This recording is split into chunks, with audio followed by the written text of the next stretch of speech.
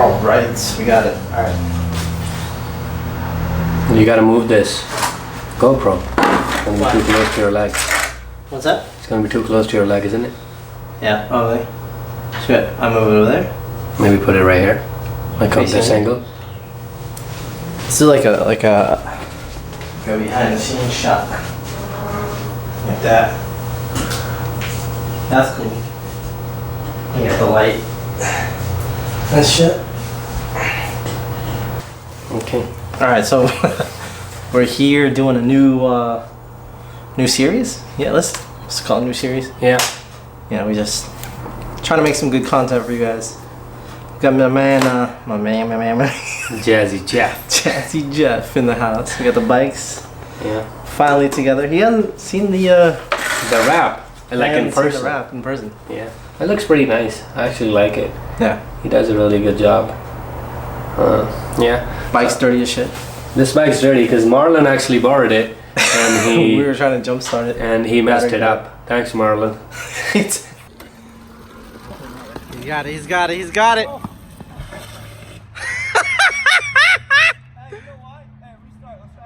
What gear are you in? He didn't even turn the bike on. The bike's not on.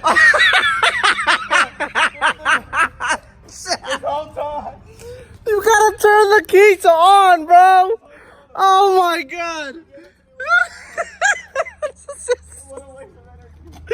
We actually got it started, and then Marlon touched it, and it turned off. Yeah, so it's something from Mexico. New BMW S1000RR and the V4S. As you guys know, I test rode the V4S, and today we're going to talk about what should we upgrade? Should I upgrade to the V4S? Should I upgrade to the new 2020 BMW? You know, that's a complete new, like, you know, everything's new on that bike. Mm-hmm. Is it really worth it for me, since I have the 2017 BMW S1000, you know, the HP version? And is it worth it for me to upgrade to the 2020? So we're just gonna go over some few things and just share some, you know, my experience of having this bike for 2 years, and see like if I really want to upgrade it. And okay, so the specs. Let's hear out the specs first. Let's talk about the differences actually, like okay. specs wise between this BMW and the new BMW. You know, from what I've like seen in the videos and I've read online. When it comes to power, there's no big difference in the power. This is already 200 horsepower. The new BMW is 205 horsepower, you know, and this is like, you know, 81, 82 torque, and the new one's 84 torque. So, you know, this is tuned up. So this is tuned up, and it's, you know, 198 to the wheel. So it's actually making 210, 215 at the crank, you know, considering like 10-15% loss. So power wise, it's almost similar. You know, the major difference is the new chassis. The new BMW has a new chassis. It has a new, you know. Is the motor new? The motor, I think the motor is the same one, but they have like changed the internals. They have changed some, like, you know, and couple things. Right? Yeah, titanium intake valves and all that different stuff, and has a shift cam. So what shift cam does is, like, you know, it's like they combine both. It combined both the single R and the double R. So I heard it was like a VTEC. I'm not sure. Is that true? So what it does is at a certain time? it behaves like a regular S1000R until 8,000 RPM, and then it shifts.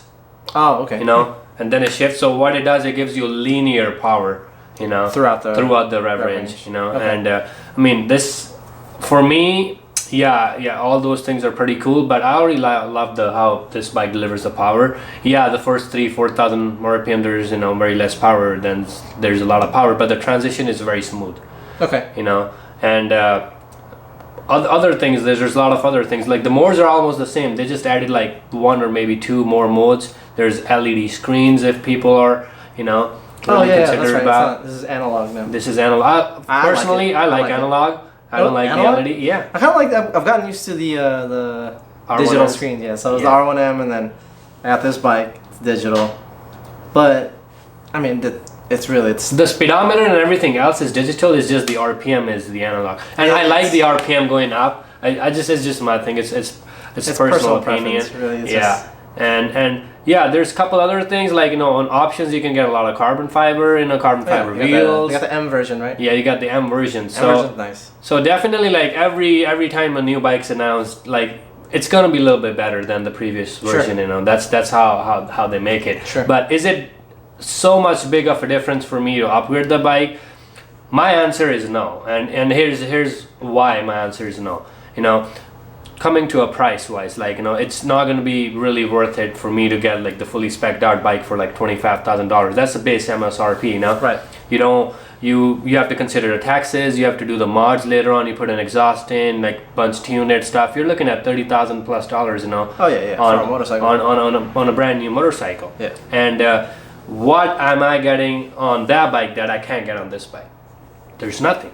You're gonna get the Flex. Let me tell you. Let me explain the Flex. You're gonna get the basically the Flex is it's bragging rights. You're gonna get bragging rights. Really, that's. Yeah. I feel like a lot of the people that are gonna upgrade from, you know, whatever their S1Ks, their R1s, their ZX10s, whoever's gonna upgrade to it, you're gonna get a lot of Flex.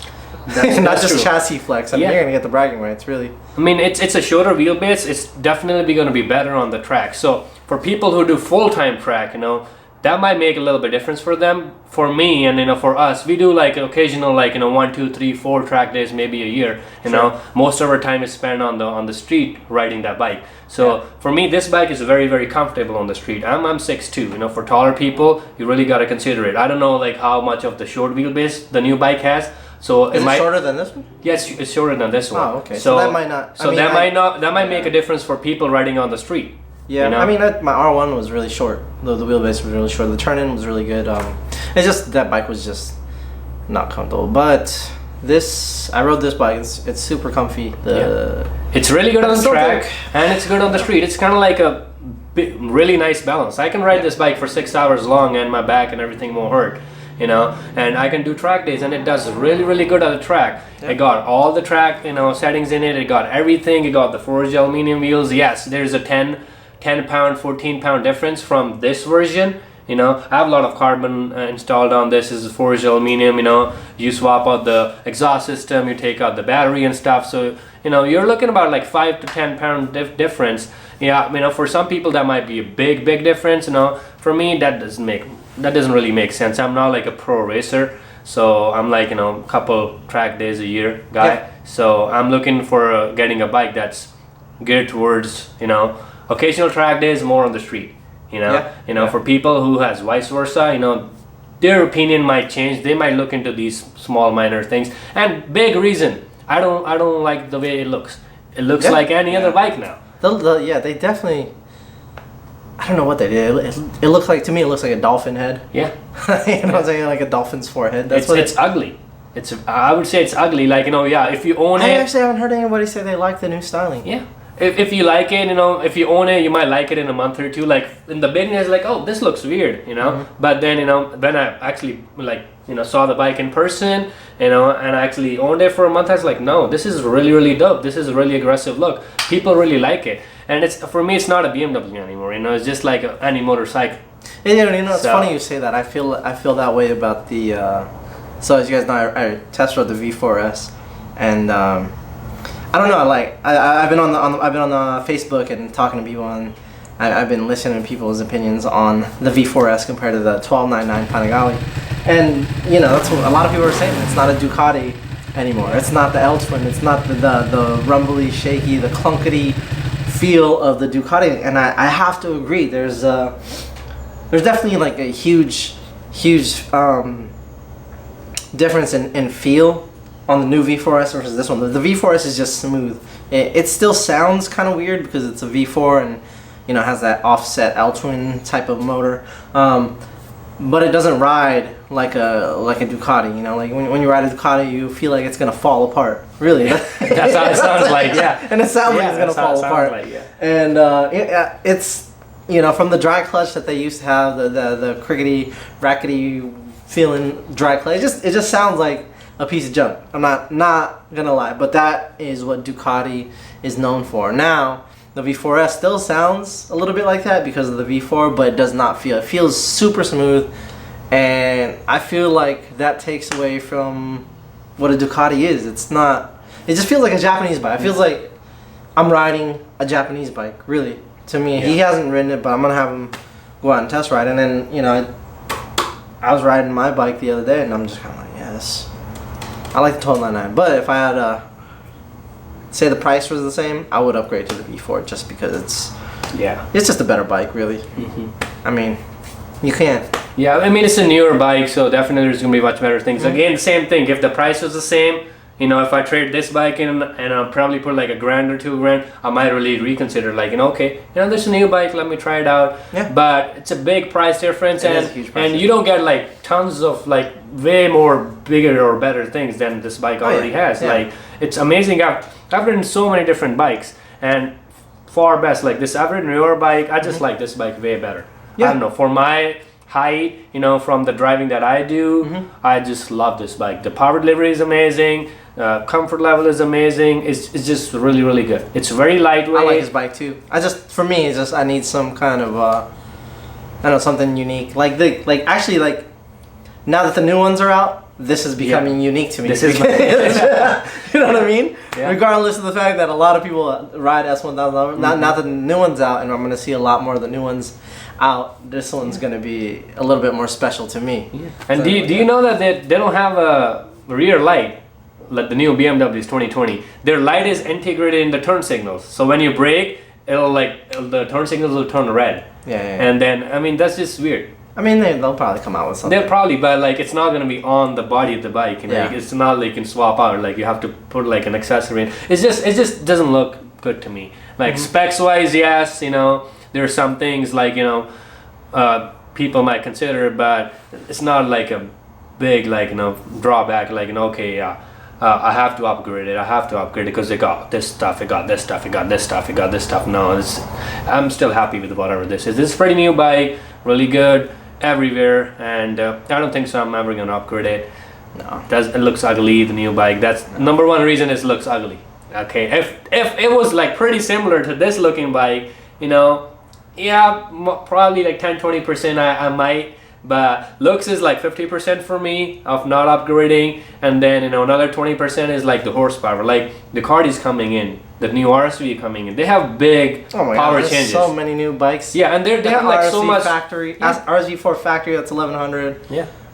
The new ZX10RR just came out. Again, they changed a few things to the motor, and then what else? What else is coming out, man? Supposedly Honda's coming out with a V4. Yeah. I don't know if that's the hype was so much for this bike, but what it actually delivered was not enough. For you? Yeah, for me. For you. You know, I thought like it would be like... A lot of people like it, man. A lot of people think like... A lot of people like it, but like, you know, I thought it would be like... I haven't test rode it. I might change my mind. Like, I know, like, I was really like... I was like, no, 1299, 1299, 1299. But after test riding the V4, I'm like, it's actually really good. It's really good. And for me, it just came down to the price at this point. But who knows? Who knows, man? I really like the 1299. You're not going to see another L-Twin from Ducati for a while, I don't think. Not a super bike anyway. Maybe like an 899 or... No, whatever. They're making that the 959 right now. We'll do another comparison when we actually get the new BMWs on our dealerships. We'll actually test ride one.